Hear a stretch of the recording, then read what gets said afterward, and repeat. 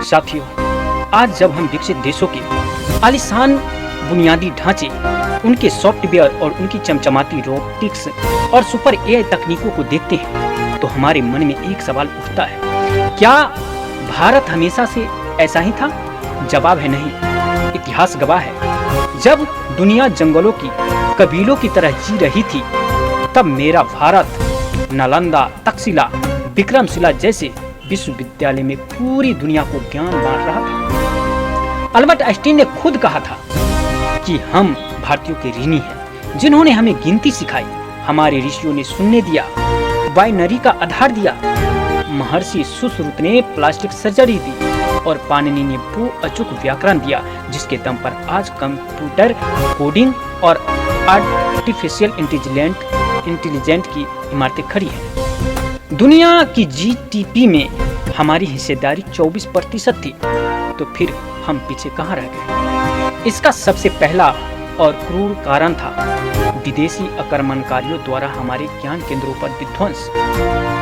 जब बख्तियार खिलजी ने नालंदा की लाइब्रेरी को आग लगाई तो सिर्फ किताबें नहीं बल्कि भारत की सदियों पुराने वैज्ञानिक शोध और पीढ़ियों का ज्ञान जलकर राख हो गया। हमारा बौद्धिक क्रम टूट गया। दूसरा कारण था 200 सालों की ब्रिटिश लूट। अंग्रेजों ने भारत को सिर्फ सोने की चिड़िया ही नहीं लूटा, बल्कि हमारे पैसे से अपने देश में औद्योगिक क्रांति की।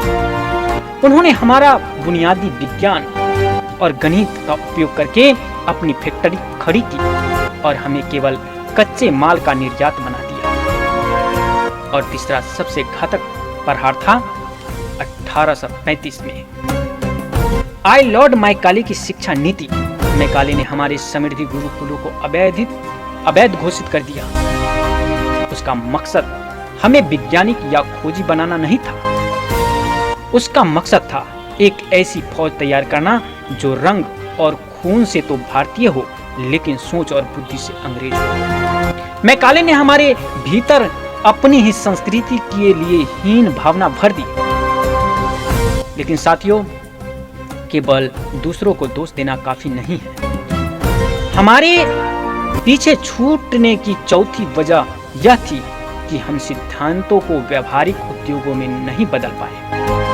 पश्चिम ने हमारे सुनने और सूत्रों को लिया और उसने बड़ी बड़ी मशीनें, हथियार और समुद्री जहाज बना लिए।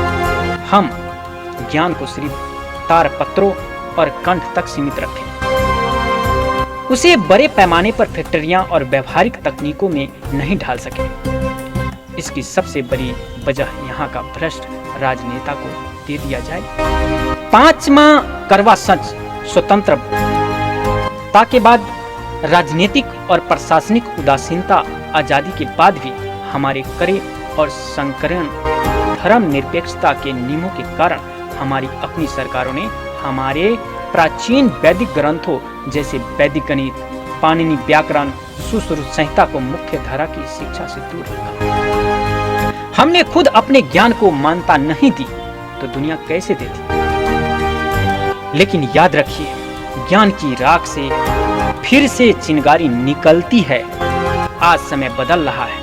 राष्ट्रीय शिक्षा नीति 2020, एनईपी और भारतीय ज्ञान परंपरा IKS के माध्यम से भारत अपनी खोई हुई कड़ियों को दोबारा जोड़ रहा है। इसका भी विरोध यहाँ के वामपंथी कट्टरपंथी लोग कॉकरोच जनता पार्टी के नाम से नीट पेपर लीक के आड़ में भारतीय शिक्षा नीति का विरोध कर रहा है। आज हमारे IIT के वैज्ञानिक और हमारी संस्थाएं AI और डाटा साइंस के पाणिनि के नियमों से अपग्रेड कर रही है। विकसित देश आज भी हमारे उपनिषदों की शांति और गीता के माइंड मैनेजमेंट में का सहारा ले रहे हैं। भारत ज्ञान के मामले में कभी पीछे नहीं था, हमें बस अपनी ताकत को पहचानना बाकी। आज का भारत रुकने वाला नहीं है। हम अपनी जड़ों की तरफ लौट रहे हैं और वो दिन दूर नहीं जब भारत अपनी इसी सनातन वैज्ञानिक सोच के दम पर फिर से दुनिया का विश्व गुरु बनेगा।